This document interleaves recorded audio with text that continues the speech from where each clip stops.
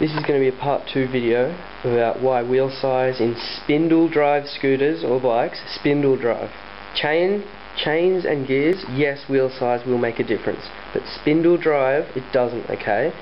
So, I've just had this comment from someone called Cash King. Wow, you're a fucking moron, you said 1 rep, doesn't matter. Anyway, he's a dickhead.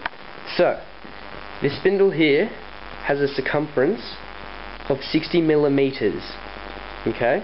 60 millimeters, that's 6 centimeters, that's, I don't know, like I can't think how long and big it is in inches, whatever, doesn't matter. So, I've got these 2 wheels here. I probably should have put some newspaper down, but I'm done at home, so that's okay. So, if this here spins on the tyre 1 revolution, let's say it does 1 revolution every second, so that's 60 in a minute, okay? I'm going to do some maths as well to show you why it doesn't matter.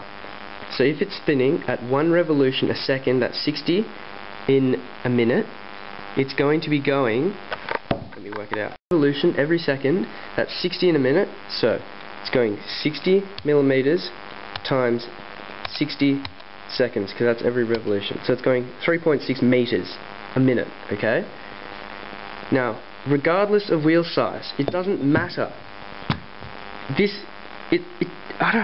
I can't understand how people don't understand this.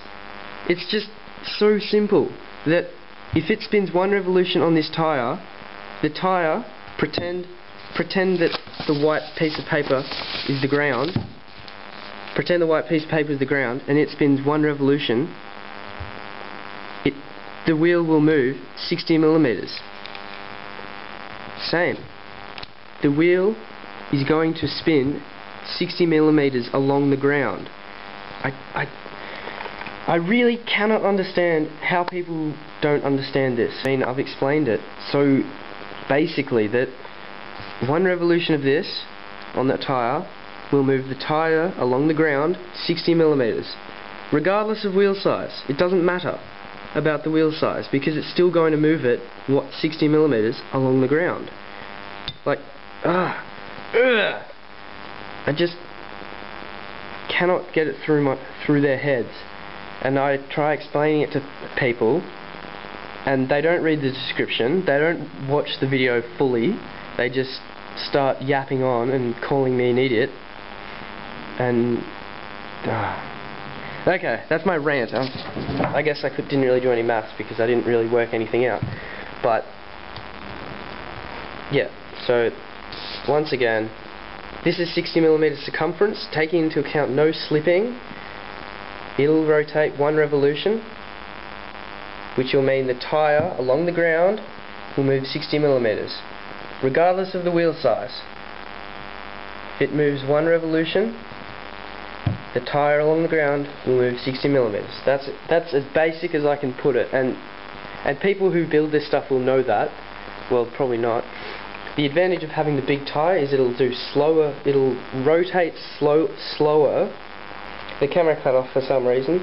So the advantage of having a big wheel is it'll rotate slower, and because the force of this spindle is spread out over the larger sort of circumference of the bigger wheel, there'll be less wear, but you'll still go the same speed. And also, for people who can understand the concept of what I'm talking about, if you could connect this directly onto the road or the ground, although it would have no grip, if in theory you could do it and it had no slippage, you wouldn't need a tyre and you'd go the same speed if you could connect this spindle just directly onto the ground.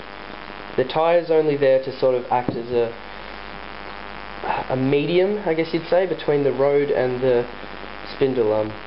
I know I'm going to get so many comments from people saying how I'm an idiot, but I know I'm right and people know I'm right, and there's been many debates on forums like GoPed Nation, which I've put in the previous description, so go watch that video and look in those forums and they will explain it.